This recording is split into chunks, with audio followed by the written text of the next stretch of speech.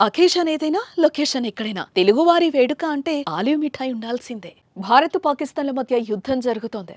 జమ్మూ కాశ్మీర్ పహల్గామ్లో జరిగిన మారణ హోమం దేశాన్నే కాదు ప్రపంచ దేశాలను కూడా కుదిపేస్తుంది. దీనికి ధీటుగా భారత్ ఆపరేషన్ సింధూర్ పేరుతో పాక్ ఆక్రమిత జమ్మూ కాశ్మీర్లోని 9 ఉగ్రవాద స్థావరాలపై దాడి చేసింది.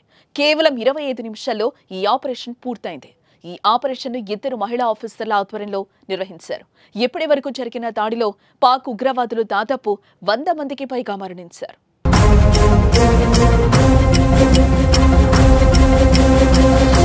భారత్ జరిపిన దాడిని పాకిస్తాన్ సహించలేకపోయింది. ప్రతీకారంగా భారత్పై దాడులు మొదలుపెట్టింది. జమ్మూ విమానాశ్రయం, సత్వారి, సాంబా, ఆర్నియా, రణబీర్ సింగ్పురా ప్రాంతాలను టార్గెట్ చేస్తూ మిసైల్స్, డ్రోన్ల దాడి చేసింది. రాత్రిపూట దొంగ దెబ్బ తీస్తూ పాకిస్తాన్ జరిపిన దాడులను తిప్పికొట్టడానికి భారత వైమానిక దళంలోని S-400 క్షిపణులు అడ్డుకున్నట్లు భారత రక్షణ శాఖ ప్రకటించింది.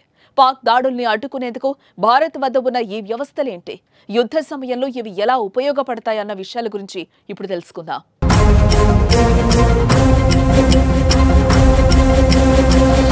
UAS అంటే అన్మాన్డ్ ఎయిర్ క్రాఫ్ట్ సిస్టమ్. శత్రువుల డ్రోన్ దాడుల్లో ముందుగానే పసికట్టి అవి పని చేయకుండా స్తంభింపచేయగల జామింగ్, స్పూఫింగ్ వ్యవస్థలు భారత్ వద్ద ఉన్నాయి. హైదరాబాద్లోని భారత్ ఎలక్ట్రానిక్స్ లిమిటెడ్ ఈ యాంటీ డ్రోన్ వ్యవస్థల్ని రూపొందించింది. DRDO drone detection and destruction systems ను కూడా భారత్ తన పశ్చిమ సరిహద్దులో మోహరించి ఉంచింది. వీటి వల్లే గురువారం రాత్రి పాక్ జరిపిన డ్రోన్లను అడ్డుకోగలిగింది. ఇక పాక్ క్షిపణుల్ని అడ్డుకోవడంలో భారత్ దేశీయంగా రూపొందించిన ఆకాశ్ క్షిపణులు, భారత్, ఇజ్రాయెల్ సంయుక్తంగా రూపొందించిన బరాక్ 8 క్షిపణులు కీలక పాత్ర పోషించగా, రష్యా నుంచి ఇటీవల కొనుగోలు చేసిన S-400 క్షిపణి వ్యవస్థ అద్భుతంగా పనిచేసిందని రక్షణ నిపుణులు చెబుతున్నారు. వీటిలో S-400 చాలా శక్తివంతమైంది. భారతదేశం 2018లో రష్యాతో $5.43 బిలియన్ల ఒప్పందం కుదుర్చుకొని 5 S-400 స్క్వాడ్రాన్లను కొనుగోలు చేసింది.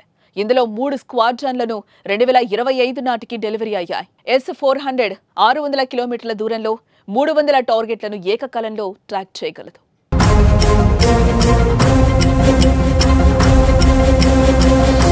ఇక S-400 క్షిపణి విషయానికొస్తే, రష్యన్ S-400 బాలిస్టిక్ క్షిపణుల్ని, క్రూజ్ క్షిపణుల్ని, శత్రు విమానాల్ని గుర్తించి ధ్వంసం చేయగలదు.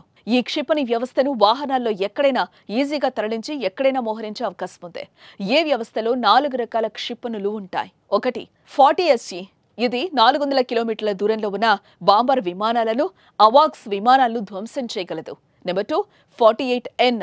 ఇది 250 కిలోమీటర్ల దూరంలోని విమానాలను, బాలిస్టిక్ క్షిపణులను ధ్వంసం చేస్తుంది. Number 3 A96E2.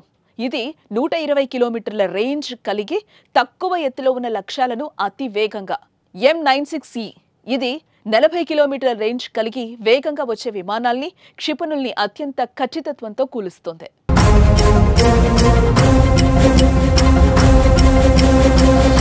1971 Pakistan operation Genghis Khan పేరుతో భారత్పై ప్రీ ఎంప్టివ్ ఎయిర్ స్ట్రైక్స్ చేసింది.